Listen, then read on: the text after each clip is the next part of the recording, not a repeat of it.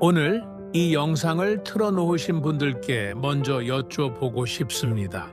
요즘 어떻게 지내고 계십니까? 많이 피곤하지는 않으신가요? 혼자 밥을 드시다가 문득 숟가락을 내려놓고 싶었던 날은 없으셨나요? 전화가 울리지 않는 하루, 누군가의 이름을 불러보고 싶지만 부를 사람이 떠오르지 않는 저녁, 혹시 이런 생각 해보신 적은 없으신가요? 하나님은 왜 이렇게 조용하실까? 그런데 성경은 말합니다. 하나님은 침묵하지 않으신다고. 다만 직접 하늘에서 내려오시기보다는 사람을 통해 오십니다. 오늘 우리는 룻기를 통해 하나님이 어떻게 관계 속에서 위로를 보내시는지 함께 묵상해 보려 합니다. 성경에 룻기라는 책이 있습니다. 그런데 이상하게 이 이야기는 지금 이 시대를 살아가는 우리 이야기와 너무나 닮아 있습니다. 룻기는 가정의 이야기를 담은 역사적 이야기로 하나님의 섭리와 효심 그리고 믿음을 아름답게 보여주는 말씀입니다. 수천 년 전 이스라엘 땅에 흉년이 들었습니다. 엘리멜렉이라는 사람은 아내 나오미 그리고 두 아들과 함께 먹고 살기 위해 짐을 쌌습니다. 고향 베들레헴을 등지고 낯선 이방 땅 모압으로 이사를 떠났습니다. 처음에는 괜찮았을 겁니다. 낯설어도 가족이 함께였으니까요.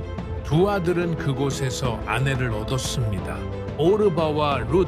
그렇게 가정은 조금씩 자리를 잡아갔습니다. 그런데 어느 날 남편 엘리멜렉이 세상을 떠났습니다. 그리고 얼마 지나지 않아 큰아들도 떠났습니다. 그리고 또 작은 아들도 떠났습니다. 하나님 이러실 수는 없습니다. 나오미는 그 자리에 홀로 남겨졌습니다. 낯선 땅에 두 며느리만 곁에 두고 시어머니의 주름진 손이 바르르 떨리고 아무 말도 없이 하늘을 올려다 봤을 겁니다.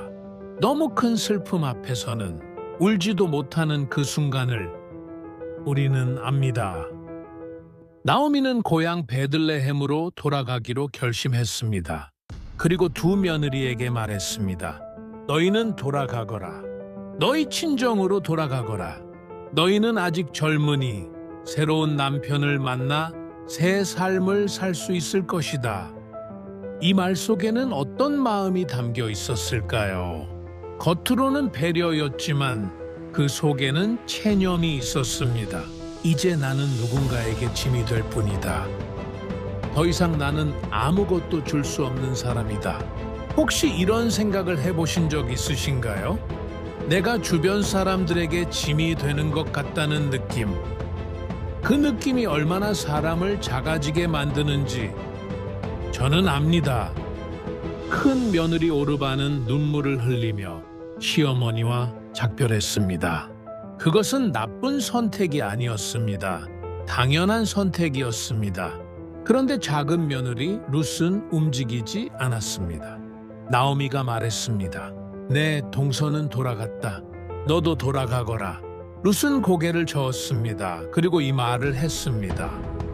어머니께서 가시는 곳에 나도 가고 어머니께서 머무시는 곳에 나도 머물겠습니다. 어머니의 백성이 내 백성이 되고 어머니의 하나님이 내 하나님이 되실 것입니다. 룻은 이방 여인이었습니다. 남편도 없어진 지금 시어머니를 따라갈 의무가 전혀 없었습니다. 법적으로도 사회적으로도 문화적으로도. 그러나 그녀는 떠나지 않았습니다. 나오미의 손을 잡았습니다. 그 손이 얼마나 따뜻했을까요?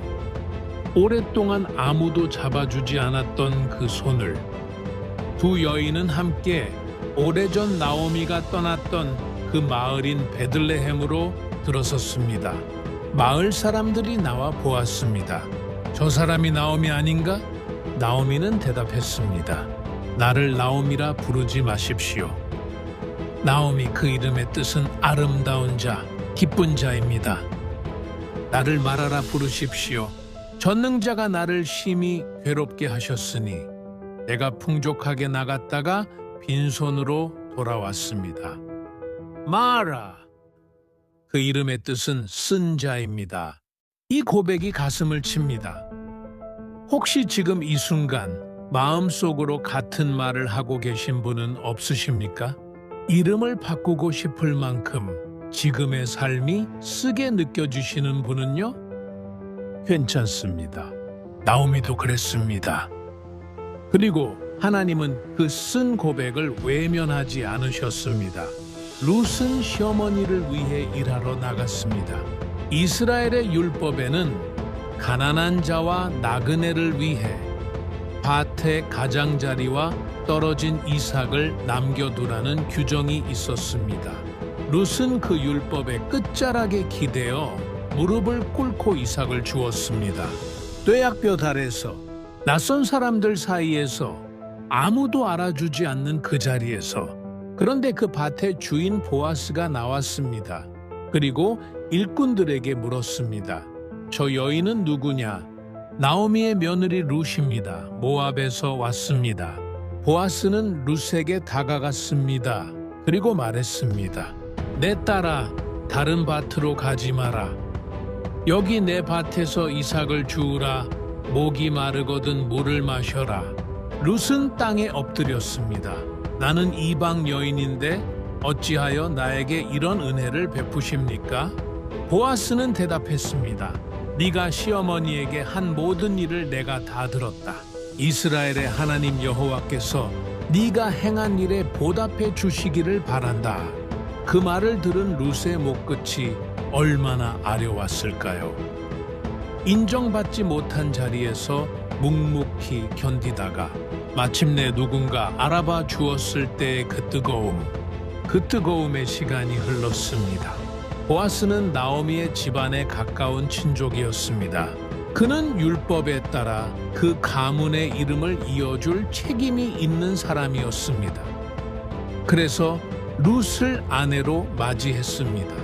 나오미가 잃었던 것이 아주 조금씩 돌아오기 시작했습니다. 그리고 마침내 룻은 아이를 낳았습니다. 아들이었습니다. 마을 여인들이 나오미에게 말했습니다. 나오미에게 아들이 태어났다. 아이의 이름은 오벳. 그 오벳은 이새를 낳고 이새는 다윗을 낳았습니다. 이스라엘 역사상 가장 위대한 왕 다윗, 그리고 그 다윗의 계보를 따라 훗날 예수 그리스도께서 이 땅에 오십니다. 나오미의 쓴 눈물이 인류 구원의 역사 속에 흐르고 있었던 것입니다. 그녀는 그것을 몰랐습니다. 밭에서 이삭을 주울 때 룻도 몰랐습니다. 그러나 하나님은 알고 계셨습니다. 사랑하는 여러분, 지금 여러분의 인생이 쓰게 느껴지십니까? 남편을, 아내를 혹은 소중한 자녀를 먼저 보내셨습니까? 오랜 세월 함께했던 친구들이 하나둘 곁을 떠났습니까? 몸이 예전 같지 않아 작은 일 하나에도 힘이 드십니까?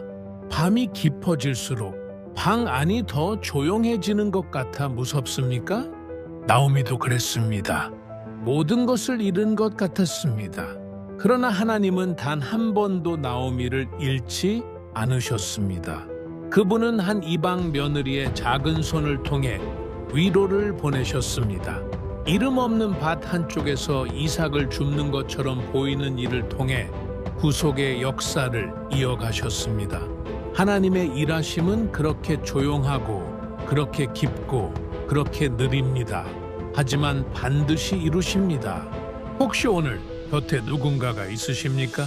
자녀이든 며느리이든 사위이든 혹은 이웃이든 그 관계를 가볍게 보지 마십시오. 룻의 손처럼, 보아스의 말 한마디처럼 우리 주변에 있는 사람들이 바로 하나님이 보내신 위로자일 수 있습니다. 그리고 반대로 여러분이 누군가에게 그 룻이 될 수 있습니다. 주름진 손을 잡아주는 단 한 사람, 어떻게 지내세요? 하고 먼저 물어주는 단 한 사람, 그것이 하나님의 일하심입니다. 마지막으로 오늘 이 말씀을 마음에 새겨가시기 바랍니다. 나오미는 스스로를 마라, 쓴 자라 불렀습니다. 그러나 하나님은 끝내 그녀를 나오미로, 기쁜 자로 돌려놓으셨습니다. 여러분의 인생이 아직 끝나지 않았습니다. 지금 이 계절이 아무리 쓸쓸해도 하나님의 이야기는 여기서 멈추지 않습니다. 상실은 마침표가 아닙니다. 하나님의 손 안에서 그것은 쉼표입니다. 잠깐 숨을 고르는 자리입니다. 다음 장을 위한 준비입니다. 오늘도 살아계시는 하나님이 여러분의 이름을 부르고 계십니다. 마라가 아니라 나옴이라고. 하나님은 오늘도 여러분 곁에 사람을 두고 계십니다. 그리고 여러분을 통해 누군가를 위로하려 하십니다. 하나님은 지금도 관계 속에서 위로를 보내십니다. 그 음성이 오늘 여러분의 가슴 깊은 곳에 닿기를 진심으로 바랍니다. 여호와께서 그녀로 하여금 임신하게 하심으로 그가 아들을 낳은지라. 룻기 4장 13절. 오늘 말씀이 은혜가 되셨다면 이 영상을 혼자 계신 어르신께 보내주세요. 말 한마디보다 때로는 이런 이야기 하나가 더 큰 위로가 됩니다. 다음 시간에도 여러분 곁에 있겠습니다. 평안하십시오.